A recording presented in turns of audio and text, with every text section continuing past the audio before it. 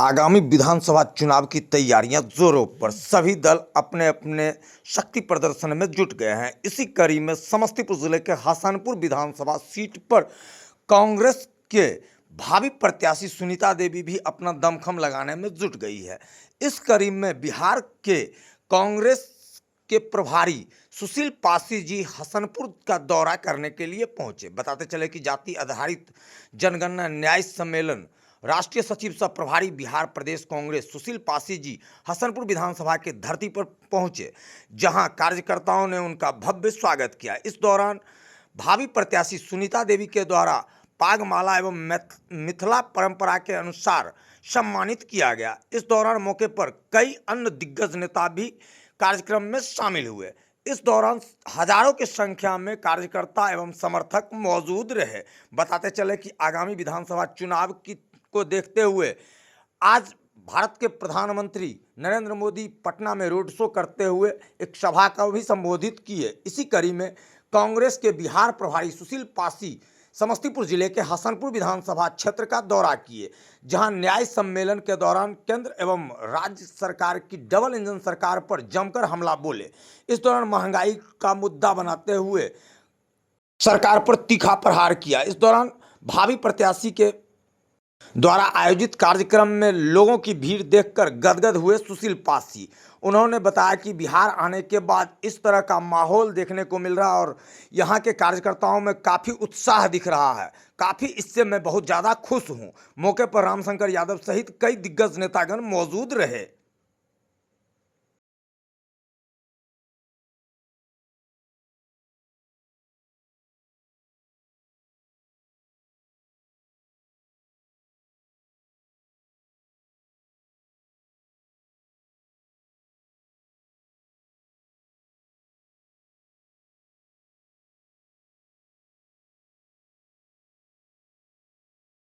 यहाँ से आए हमारे सभी भाई बंधु को बहुत धन्यवाद और सभी लोगों को हम बधाई देते हैं इस सफल कार्यक्रम में आने के लिए। और आप लोगों को बहुत बहुत धन्यवाद, बहुत बहुत बधाई, बहुत बहुत बधाई।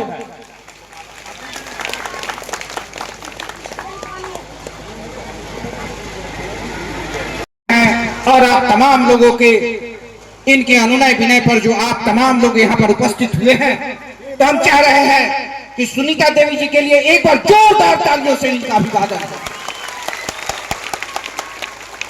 और बंधुओं, किसी ने कहा था कि महिला जो है वो सशक्त होती हैं, और इस सशक्त महिला के रूप में आप तमाम लोग जितने भी यहाँ महिला माताएं हैं, सुनीता देवी को यहाँ पर उपस्थित है।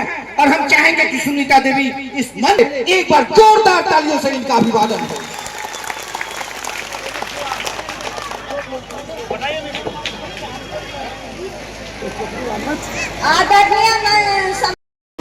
और इस मंच पर उपस्थित हमारे दयाल साहब,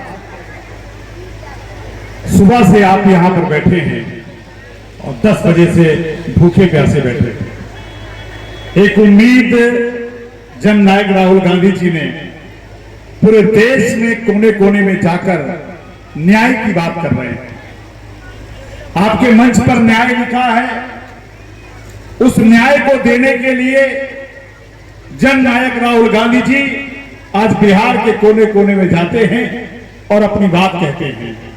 आज उसी कड़ी में मैं आपके बीच में हम नारी न्याय की बात करने आए हैं।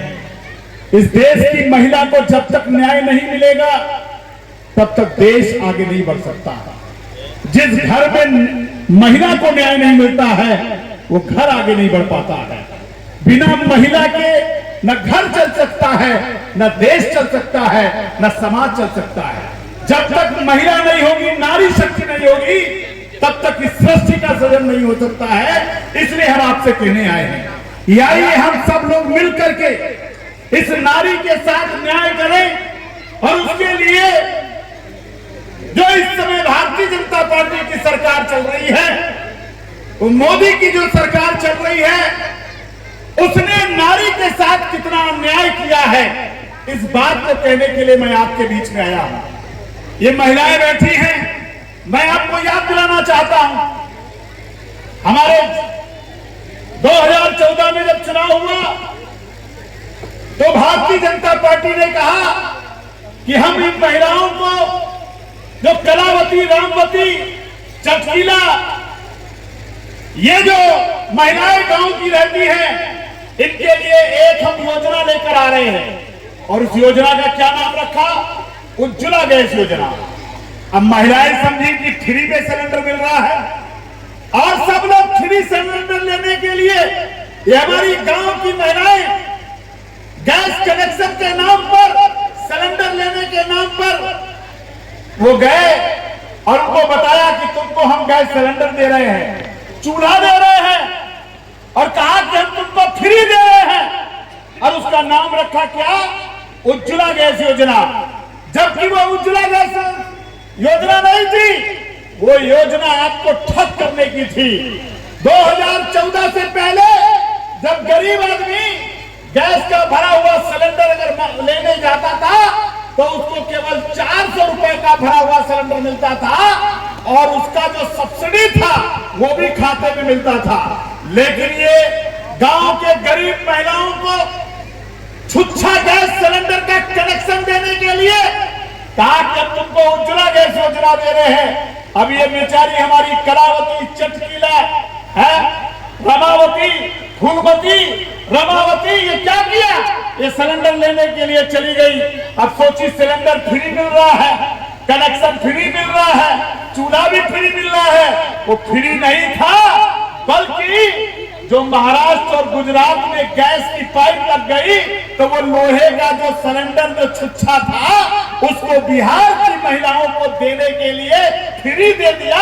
और वो गैस जो 400 रुपए की थी उसको 1000 रुपए की गैस करवाने का काम किया कि नहीं किया? ऐसे ठग करने वाले लोग इस देश के गरीब जनता को ठग करने के लिए, यानी 400 रुपए का जो सिलेंडर मिला करता था और वो उसमें आपको सब्सिडी भी मिलती थी, ये बहरूपिया ऐसी सरकार बना दिया कि इन गरीब लोगों से 400 रुपए वाली गैस 1000 का सिलेंडर। और ये माताएं और बहनें तमाम घर की हैं, दिन रात मेहनत करती है, लेकिन वो 1000 का जो गैस सिलेंडर नहीं भरवा पाती है, वो रखा रहता है, वो रखा रहता है।